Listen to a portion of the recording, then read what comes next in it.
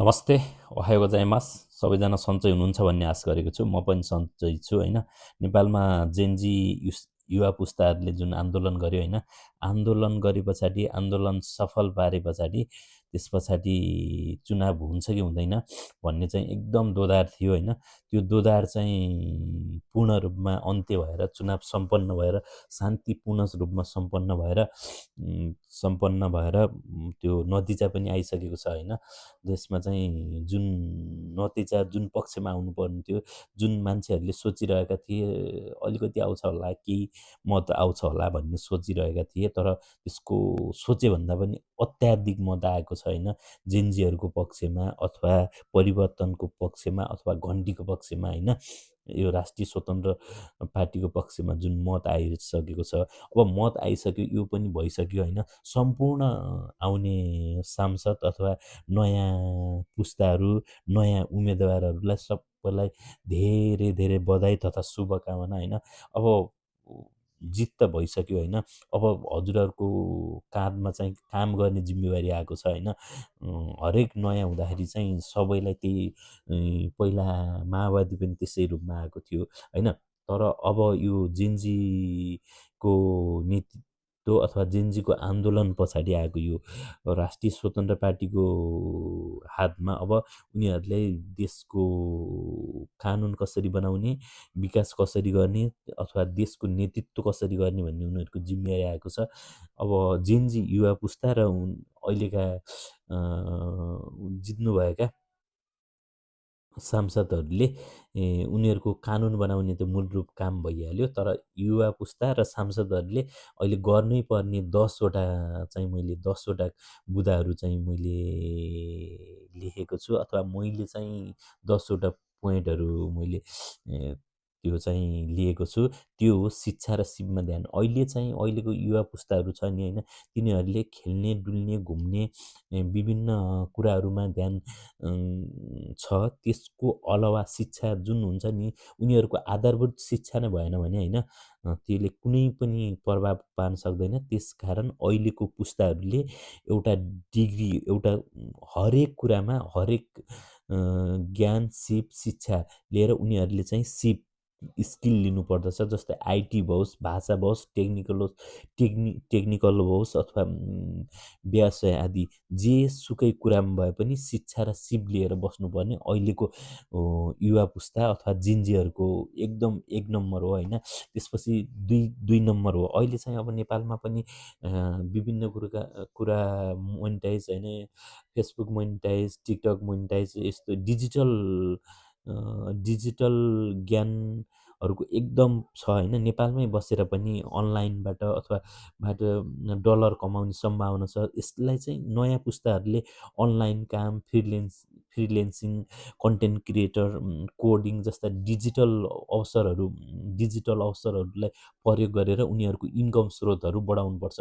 2 नम्बरमा हो digital digital ज्ञान बढाउनुपर्छ। उनीहरूले विभिन्न कन्टेन्ट क्रिएटर गरेर हुन्छ अथवा कसरी हुन्छ होइन, आफ्नो ज्ञान सिप बढाउनुपर्छ। 2 नम्बर भयो होइन। तेस्रो नम्बरमा उद्यमशीलता वा व्यवसाय सुरु गर्नु। 3 नम्बरमा हाम्रो नयाँ जेनजी पुस्ताहरूले होइन, अब पहिल्यैदेखि हाम्रो ट्रेनिङ छ नि, अब हामी पनि विदेश आइयो, यो चलन चलिरहेको छ। अघिल्लो पुस्ताहरूले नि अब बुवा बाजे विदेश जाने यो चलनहरू चलिरहेको छ नि। अब त्यो चलनलाई चाहिँ हटाएर अब सानो सिप किन्नै होस् होइन, सानो लगानीमा किन नहोस्, कृषि किन नहोस् होइन, सानसानो होइन पसल किन नहोस् होइन, आफ्नो भिजन छ नि, त्यो भिजनलाई लिएर उनीहरूले उद्यमशीलता गर्नुपर्छ क्या। त्यसलाई चाहिँ व्यवसायमा परिणत गर्नुपर्छ। परनिर्भर हुने होइन, अब आत्मनिर्भर भएर होइन, आत्मनिर्भर भएर उनीहरूले उद्यमशीलताको विकास गर्नुपर्छ होइन। यो चाहिँ 3 नम्बर भयो होइन। त्यस पछाडि अर्को नम्बर 4 नम्बरमा चाहिँ अब अहिले चाहिँ धेरै चाहिँ सुधार भएको छ। राजनीतिक ज्ञान हुनु आवश्यक छ क्या। हाम्रो भेडाबाख्रा जस्तो जसले जे भन्यो होइन, आफ्नो नेताले जे भन्यो, अब राम्रो हो कि नराम्रो हो कि त्यसले त्यो देशलाई अथवा त्यसको जनतालाई, त्यहाँको वातावरणलाई, त्यहाँको 2-4 जनालाई रोजगार दिन्छ कि अथवा त्यो देश र जनताको पक्षमा केही हुन्छ कि त्यो नभएर सही राजनीति बुझ्नु पऱ्यो क्या। राजनीतिलाई कमाइ खाने भाँडो बनाउनु भएन। अब भनेको राजनीति भनेको एउटा एकदम सेवा गर्न जाने हो होइन। राजनीति भनेको यो विदेशतिर त यहाँ त छँदैछ कि राजनीति कस्ता मान्छेहरू जान्छन् भनेपछि त्यहाँ गएर मागी खाने होइन होइन, केही आफ्नो क्षेत्रमा केही गरेकाहरू हो क्या। जस्तै जस्तै भनौँ न, एउटा यहाँ चाहिँ राजनीतिमा आउनलाई एउटा प्राध्यापक आउँछ क्या। एउटा प्राध्यापक भनेको उसले 10-15 वर्ष एउटा शिक्षक भएर भएर अथवा एउटा आफ्नो क्षेत्रमा दक्षता ज्ञान ल्याइसके पछाडि मात्र ऊ चाहिँ आउँछ के। अथवा कुनै डक्टर होला, पाइलट होला, इन्जिनियर होला, अथवा राजनीतिमा एउटा उच्च ज्ञान अनुभव अथवा सिकेको आओस्, अथवा नयाँ जेनेरेसनहरू आओस् न, उनीहरूमा केही गरम भन्ने हुटहुटी भएकोहरू क्या। रन्जु दर्शना अहिलेको उनको हेर्दाखेरि नै, अनि सुमित पोखरेल काठमाडौँको, अब सागर के थियो न, मैले उनीहरू त्यो के छ भने चाहिँ उनी महावीर पुण्य भनौँ न, उहाँले चाहिँ अब वाइफाई भयो, इन्टरनेटको बेसमा हरेक क्षेत्र अलिकति योगदान दिएको अनुभव भएको होइन। त्यसकारण जस नामै ब्रान्ड भइसकेको के। त्यो भन्न हिसाबले चाहिँ नयाँ आउने होइन भन्न खोजेको होइन, नयाँ पनि उयो के अरे राजनीति नै गर्ने हो भनेर आउनु पऱ्यो के। त्यो राजनीतिलाई कमाइ खाने खानु, आफ्नो स्वार्थ त्यसको निम्ति पुरा गर्नको लागि राजनीतिमा आउनु भएन के। त्यसकारण राजनीति बुझेको, मतदान गर्न एकदम इमान्दार नेता छान्नुपर्ने। अर्को कुरा, नेपालमा सबैभन्दा 5औं नम्बरमा के हो? भ्रष्टाचार विरोधी। जहाँ जाउँ भ्रष्टाचारै भ्रष्टाचार छ है। म केही समय अगाडि नेपाल गएको थिएँ होइन। नेपालको सरकारी अफिसमा जाउँ न, त्यहाँ यति भ्रष्टाचार छ कि अब यो हामी यहाँ विदेशमा बसिन्छ होइन, तर हामी विदेशी हो, तर त्यहाँ जाने बित्तिकै कति सहयोग हुन्छ त, कसलाई चिनेछ, कसलाई के गरेछ, कसलाई नातेदार हो, कसको के पर्छ, काम के हो, केही मतलब छैन, तलमाथि केही छैन के। एउटा के हुनु पर्यो भनेपछि कसैलाई चिनेको आधारमा अथवा कुनै पार्टीको आधारमा, विचारधाराको आस्थामा, त्यस्तो आधारमा राजनीतिक काम अथवा सरकारी काम हुनु भएन के। त्यसमा जिरो हुनुपर्छ। अब भनौँ न, म जिल्ला कार्यालयमा गएँ भने मलाई चाहिँ एउटा नम्बर दियोस्, कुन जातको, कुन धर्मको हो, कुन नेपाली हो होइन, द्याट्स इट।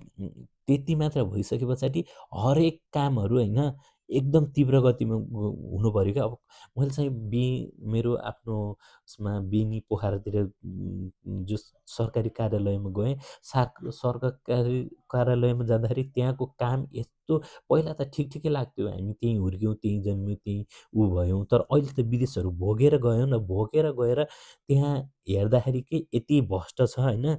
सरकारी यति नराम्रो छ होइन, यति ढिलासुस्ती छ, यति झन्झट छ होइन। जे कुरामा पनि एकदम भ्रष्टाचार छ क्या। जे कुरामा पनि झमेलाहरू छ क्या। त्यो हुनु भएन क्या। त्यो चाहिँ जिरोमा जानुपर्छ। अनि अब त्यस पछाडि छयौँ बुँदा हो वातावरण जोगाउनु। अहिलेको नयाँ युस्ताहरूले होइन, रुख रोप्ने, अब स्वच्छ वातावरण बनाउने, अनि सफा गर्ने क्या। वातावरण एकदम सफा बनाउने, एकदम अब आफ्नो वातावरण सफा बनाउन सक्यो, आफ्नो आफू बसेको वरिपरिको वातावरणलाई जब ठिक बनाउन सकिँदैन नि, तबसम्म केही पनि सुधार हुँदैन क्या। जब वातावरण सफा, फोहोर मैला व्यवस्थापन यी गर्न सकिन्छ नि होइन, त्यसमा धेरै सुधार हुन्छ। अर्को त्यस नम्बर हो 7औं नम्बर, स्वास्थ्य र फिटनेसमा ध्यान दिने। अहिलेको नयाँ पुस्ताहरू अथवा अहिलेको आउनेहरूले चाहिँ अब एक्सर्साइज, अब फुटबल, बास्केटबल, भलिबल खेल्ने चलन त छ, तर स्वास्थ्यकै लागि फिटनेस के, स्वास्थ्यकै लागि फिटनेस अब जसो हुन्छ नि, अब मैले 30 मिनट अथवा केही समय चाहिँ मैले चाहिँ स्वास्थ्यको लागि छुटाउनुपर्छ भन्ने एउटा धारणा, र त्यही अनुसारको खानपिन, त्यही अनुसारको व्यायाम गर्ने चाहिँ एउटा हेल्थी एक्सर्साइज, खाना, मानसिक स्वास्थ्यको ख्याल राख्नुपर्ने अहिलेको युवा अवस्था अथवा अहिलेको नेतृत्वले त्यसमा चाहिँ ध्यान दिनुपर्छ। यहाँ विदेशमा त के हुन्छ भने टोल टोकमा, चोक चोकमा, एउटा गाविसमा अथवा जिल्ला अथवा अञ्चलमा ठुला ठुला त्यो खेल्ने वातावरणका गेम खेल्ने फुटबल ग्राउन्ड होस्, अथवा सानैबाट होइन त्यो पनि कस्तो तरिकाले बनाइदिएको हुन्छ भने चाहिँ त्यहाँ अनिवार्य रूपमा टोयलेट हुन्छ, अनिवार्य रूपमा टोयलेट हुन्छ होइन। त्यसपछि खानेपानी हुन्छ अनिवार्य रूपमा, त्यहाँ बस्ने हुन्छ, बुढापाका, बालबच्चा जो साना हुन्छन् नि उनीहरूलाई खेल्ने त्यहाँ चाहिँ वातावरण हुन्छ होइन। कोही गएर चट्ट बसेर आराम गरौँ, 2-4 जना बसौँ अथवा केही काम गरौँ अथवा कोही फुर्सदमा गएर फ्रेस गरौँ, त्यो वातावरण बनाइदिएको हुन्छ। त्यसकारण टोल-टोलमा गिराउन्ड एउटा ठाउँ भएर होइन त्यहाँ छलफल गर्ने वातावरण हुने, त्यहाँ बस्ने, खेल्ने अथवा एक्सर्साइज गर्ने त्यो चाहिँ एउटा वातावरण चाहिँ बनाउनु एकदम आवश्यक छ क्या। त्यसकारण त्यो 6 नम्बर, 7 नम्बरमा भयो होइन। त्यस पछाडि अर्को हो युवा अवस्थामा संस्कृतिको संरक्षण। अहिले जति विकास हुँदै गयो भने त्यति चाहिँ संस्कृतिहरू लोप हुँदै गइरहेको छ। त्यसकारण आफ्नो संस्कृति, कल्चर, वेशभूषा होइन आफ्नो जे छ नि त्यसलाई चाहिँ अहिलेको पुस्ताहरूले चाहिँ संरक्षण गर्नुपर्छ। नेपाली भाषा नै किन नहोस्, संस्कृति, सम्प्रदाय जोगाउनु, विश्वमा चिनाउनु, त्यसलाई त्यहीबाट नै एकदम त्यसलाई चाहिँ विकासमा, त्यसलाई चाहिँ संस्कृतिमा, त्यसलाई चाहिँ इन्कममा परिणत गर्नु नै अहिलेको नयाँ पुस्ताहरूको एउटा जिम्मेवारी पनि हो। जस्तै हामीले अहिले चाहिँ अब जापानिज कल्चर अनि कोरियन कल्चरहरू कोरियन कल्चर तिनीहरूले फिल्ममा मेक गरेर तिनीहरूले त्यसलाई बेचेर संसार बेचिरहेको छ नि। खानपिन नै किन नहोस् न, कोरियन खाना होस्, जापानिज खानाहरू भयो, उनीहरूको त्यो एउटा ब्रान्ड छ होइन, त्यसलाई बेचेर पनि उनीहरू अगाडि बढ्न सक्छ क्या। त्यसैले आफ्नो संस्कृति, कल्चर त्यसलाई संरक्षण गर्नु पनि एकदम अहिलेको दायित्व हो। त्यसपछि 9 नम्बरमा सामाजिक सेवा। अहिले मान्छे यति स्वार्थी, आफ्नो आफ्नो लागि मात्रै सोच्ने भइरहेका छन् क्या। अहिलेको यो जमानामा के एउटा कुकुर पाल्नुहोस् होइन, त कुकुरले चाहिँ सम्झिन्छ क्या उसका घर इमान्दारिता छ के, तर मान्छेमा त्यो चाहिँ कम भइसकेको छ के।